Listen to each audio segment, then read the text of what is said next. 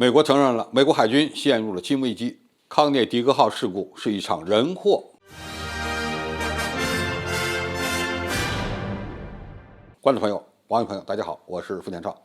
据美国福布斯网站报道，美国海军上周宣布，一艘价值数十亿美元的海狼级攻击型潜艇康涅狄格号，在一场完全可以避免的灾难中瘫痪了。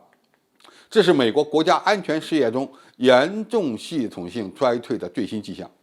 尽管事故的确切细节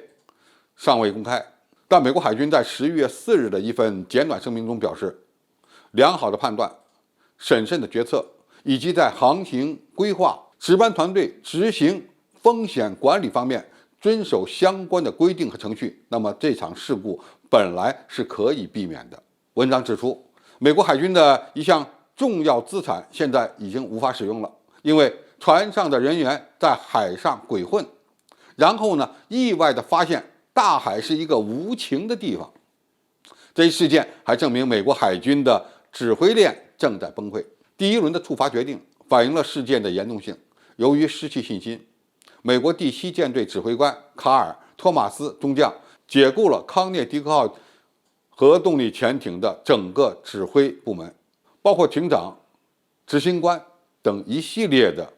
指挥人员。虽然这些处罚体现了令人欢迎的责任感，但它无法解决美国海军目前所面临的危机。美国海军已经知道问题出在了哪里，预计还要花1年的时间。海军高层将对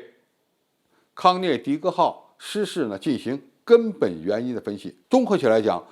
美国海军目前存在的问题，其根源就在于海军作为一个专业度高、需要令行禁止的军种。然而，美国海军之前不愿采取强硬必要的措施来防止重大可预防事故的发生。在过去的4年中，这些事故造成了至少17人的死亡和数十亿美元的资产损失。可以这么讲，美国海军的指挥链正在崩溃，太多的海军人员无视权威，基本上是挑战那些适用的规章和条例。美国媒体所罗列的制度衰败的可怕迹象，包括如下这么几个方面：一是美国海军学院未受惩罚的腐败行为；其二是本可避免的船只损失和本可避免的死亡，只在最小的责任范围内进行了相应的处罚。美国海军的高级将领们害怕太温顺或太傲慢无法恢复部队的良好秩序，而真正的责任制既不受欢迎，也很难落实。当美国海军的贿赂丑闻曝光后，其军官团不断地抱怨纪律过于严苛，以及对海军所谓的零缺陷文化的政治化担忧，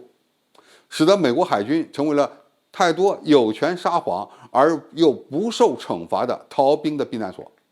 这才是真正的对美国海军的威胁。美国海军总是在回避问题。在康涅狄格号核潜艇的事故调查中所发现的作战问题，其实早就存在，年复一年的在一次又一次的海军事故调查中被提及。但是美国海军并没有解决这些问题，而是千方百计地解释这些问题，或者是掩盖问题的存在。美国海军部长卡洛斯·德尔·托罗的公开声明完美地概括了这些趋势，但他也错了。托罗在美国国会在回应那些议员们所质疑的美国海军的问题，仅仅2个月之后，美国海军就发布了2份毁灭性的报告。价值数十亿美元的2栖攻击舰在船厂失火中造成了严重的损失。那么造成这次事故的原因是什么？在这份报告里提到说，对要求不熟悉，且在各个指挥级别上不遵守程序，最终导致火灾的发生。在美国海军的一系列事故报告中人们发现了一条规律性的东西，很多事故的发生都有其相似性。如果指挥系统的军官和航行小组能够遵守基本的规定和程序，并采取审慎的航行做法，他们就会意识到即将发生的航行危险，因此就会更加谨慎地操纵舰船。而这些基本的基础的操作问题，在一次又一次的事故调查中一再被提及，但是美国海军一次又一次的极力的避免追究责任，划分问题的范围。美国海军没有采取企业化的做法，而是越来越倾向于将订单交由自己熟悉的公司，将原因呢推给军官失职，或者是安保失败而引发的灾难，或者仅仅是海军舰艇驾驶员的问题。在美国海军中，目前没有一个有权威的人愿意以眼前的挑战进行搏斗，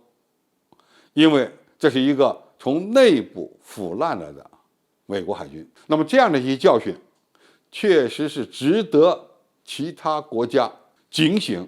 那么我们国家的海军也必须在这些方面呢，加强严格的管理和相应的规范，从而避免类似的事故发生。今天的评述就到这里，谢谢大家收看，我们下期再见。